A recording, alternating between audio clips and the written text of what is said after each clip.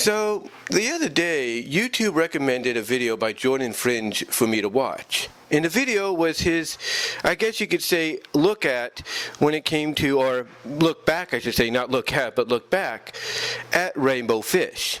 Now, Rainbow Fish is a critically acclaimed children's book originally, which was adapted into, obviously, an HBO Family animated series. Well, that's what we think. It was actually originally adapted into an animated series across the pond in the United Kingdom, the European market, but also found a little bit of a cult following here in the US thanks to HBO Family. However, watching this, it got me to remember something else. It got me to remember another show that at one point I think was on HBO Family and HBO by extension, and that is The Legends of Treasure Island. Now, The Legends of Treasure Island was an anthropomorphic take on the Treasure Island story. However, it was broken up into 2 seasons, or as they like to call them, series. Now, the reason they like to call them series is because of the fact that in both seasons, if you will, or series, the voice actors and actresses change for the characters. So instead of having the same VA cast, if you will, from season 1, just come back, for season 2. Instead, they bring in an entirely new cast of voice actors and actresses to, voice the characters. Now, the one thing about Treasure Island, The Legends of Treasure Island, when I first saw it originally, and I saw it when I lived in Kansas, I remember watching it one day, just tuning in to HBO Family, or HBO, during one of my days off. And this was at a time where I think the morning blocks or something like that were comprised of some animated programming, and one of them was Legends of Treasure Island. Now, I do also remember it kind of, I guess you could say, migrating over to Toon Disney, after a while, and I saw it there as well. But then again, maybe I'm just remembering things incorrectly. I don't know. But the point is, I do remember watching this. And what got my attention was how dark it was. How dark, its presentation of the story was. Yes, it did kind of fabricate some things about the story that wasn't in there originally, like with the final boss, if you will, in the series finale. But the point is, outside of that, it was a lot darker than I think anybody expected it to be. In other words, it was more mature than I think anybody thought a animated adaptation of Treasure Island could get, especially when using cutesy anthropomorphic characters to, play the roles of the characters, the Treasure Island characters, that is. Like you had a dog playing Hawkins, you had a vixen playing Jane, and so on. But what was even more intriguing about it is you actually had them not shy away from a lot of things, especially when it came to death, because there were several character deaths, or supposed character deaths, in the series that I think really shocked a lot of people, especially in the finale with the captain dying at the hands of the final boss, the main antagonist. But outside of that, to me, this is a show that, yes, you can find it here on YouTube, believe it or not, in its entirety, but it's also a show with a unique background history, because originating just like Rainbow Fish in the UK, the series actually was divided into 2 seasons. Now in the UK, they called it series instead of seasons. And the reason they went by that vibration, if you will, is for the fact that, both seasons or series had different voice cast. That's right. Instead of having the same season 1 voice cast migrate over to season 2 or series 2, instead they had a different voice cast for the entire cast of characters, which is a rare thing to do. But I think the reason being is contractually they could only afford maybe a certain cast and crew, or certain VA cast I should say, for 1 season, and then let them go because maybe they had other commitments, and then they had to basically bring in a new set of VA actors and actresses to take on the roles of these established characters. Now, what's interesting about it, like I said, is the anthropomorphicness, role that these characters took on. As I mentioned, Jim Hawkins was portrayed by a dog. Jane, I don't know if she's in the book. I think she is. Captain Jane, I think, is in the book. She is portrayed by Vixen. And what's interesting is it does basically hint, according to what Wikipedia says and other sources that may have talked about this said, it does hint at the fact that Jane and Hawkins develop feelings for each other, but it's played in a way to where there's something between them, but it's not so blatant. In other words, it doesn't distract you from what the overall, mission of the show is, and that is to keep you watching and intrigued in what happens next. And it does just that. It does just that in a very, I guess you could say, serial kind of manner, even though the episodes are 22 to 25 minutes. It's done in a way where what happens after the first episode pretty much follows into the next episode, and so on and so on and so on. Which, again, going with that kind of structure does keep your attention as to what's going to happen next. And like I said, I do remember watching this on HBO Family, and I think later on Toon Disney when it migrated over to there. Again, I could be remembering things incorrectly, but that's kind of how I saw it. And again, it's one of those shows at the time where, it's one of those shows at the time where I think they were trying to recapture that little bit of magic, if you will, that a lot of anthropomorphic shows back in the early to mid-90s were trying to capture at that time as well. And that's that dark atmosphere. Like, hey, look, here's this new series, and its main cast of characters is anthropomorphic, creatures, animals, if you will, but even though they're cutesy-wootsy in people's eyes and adorable, the show is anything but that. The show is anything but that. And in the early to mid-90s, we saw that. With Sonic SatAM, with SWAT Cats, you name it, we saw it. And in the late 90s and mostly early to mid-2000s, they tried to capture that, I guess you could say that magic again, mostly in the UK market, the European market. With shows like Legends of Treasure Island. Heck, shows like Toad Patrol. Anybody remember that? Anybody remember that?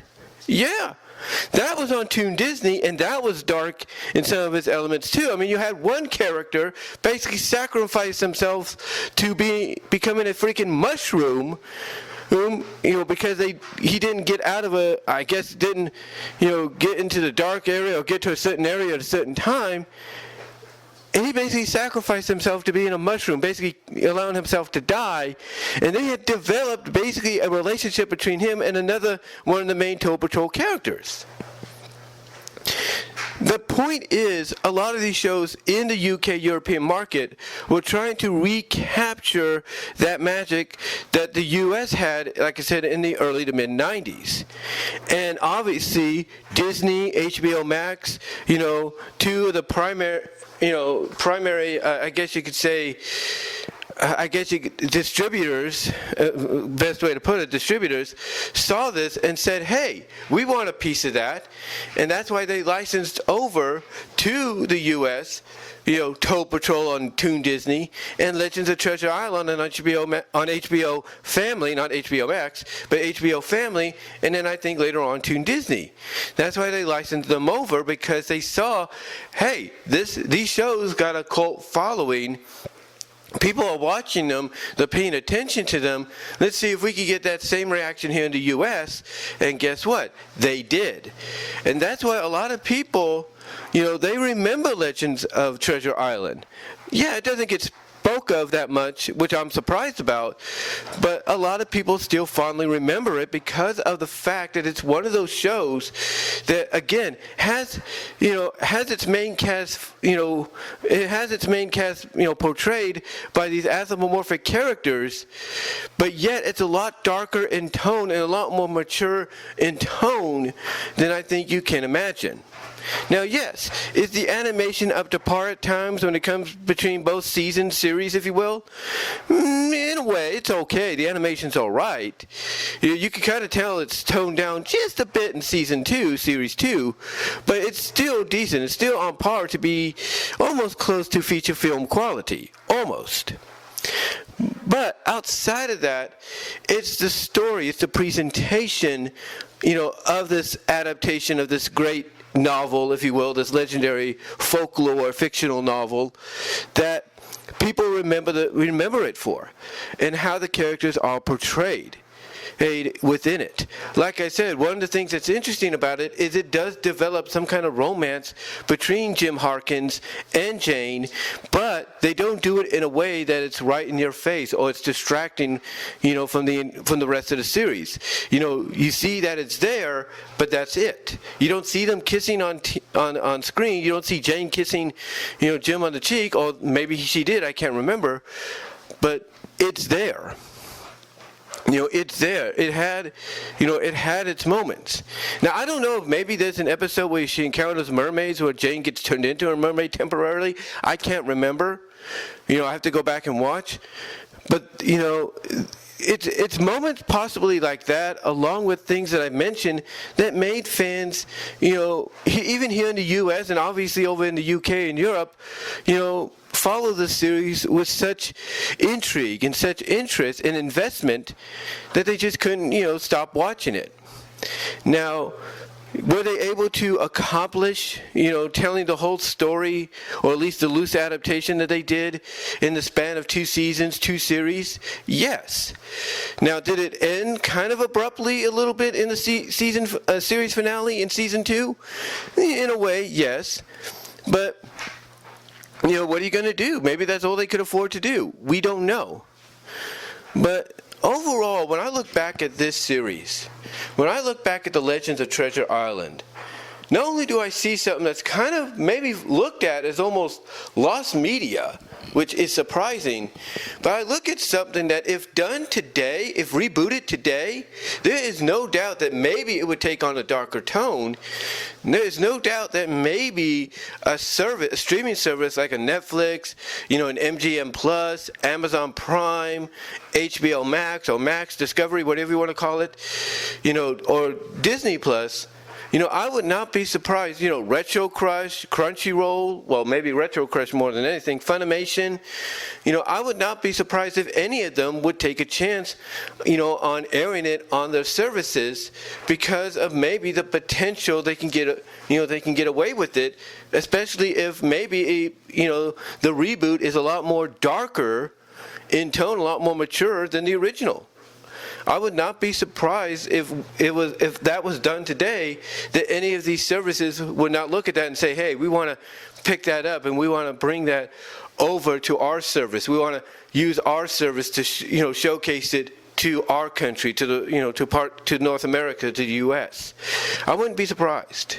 I wouldn't be surprised if that was to happen in the future. Not saying it will, but in the end, though, guys. In the end, Legends of Treasure Island, again, you could find the original series here on YouTube. You need to check it out. It is, in my opinion, a very decent adaptation overall. Very loosely decent adaptation, and everything. But it has that Saturday morning feel to it that you couldn't find, I think, anywhere else. That was very reminiscing of the 90s. That's what it was. That's why I think it was very beloved. It had that very nostalgic, Saturday morning feel, that was reminiscing of the early to mid 90s. Especially, again, at a time when you saw some of these anthropomorphic shows, although having cutesy animals and all that, being the main cast, were a lot darker in tone than I think any of us could imagine. So in the end, I do recommend it. And I got to give a shout out to Jordan Benj for kind of inspiring me to talk about this because, again, when he talked about Rainbow Fish, even he admitted he didn't even know that the show existed on HBO Family. until he found out about it recently. But let me know what your guys' thoughts are. What were your thoughts on the Legends of Treasure Island when you first saw it? How did you feel about the show? What characters did you like the most? Did you see that kind of budding romance or whatever it was hinting at between Jane and Hawkins in the series? Let me know down below in the live chat during the premiere. Love to hear from each and every one of you on that. Also, you'll get an audio podcast version of this at BW Rose's Discussions Podcast at all your various favorite podcast locations except for Pandora. Also, support me at my Teespring store, which you can click in the upper right-hand corner of the end screen here so you can see what kind of merchandise you can get there. Also, ladies and gentlemen, support me at VENMO at BW Roses for content you can't get here on YouTube due to copyright reasons. Also, DeviantArt.com says BVW1979. Also, support me at Venmo at Brian-Walmart-2 and at Cash App at BW Roses 98 so you can help me out there financially to help build this channel even more. Also, guys, check me out at Patreon.com with the $1, $3 tier. And until next time, guys, give me your thoughts again in the live chat and in the comments below. What were your feelings about the Legend of Treasure Island when you first saw it? And until next time, guys, I'm out.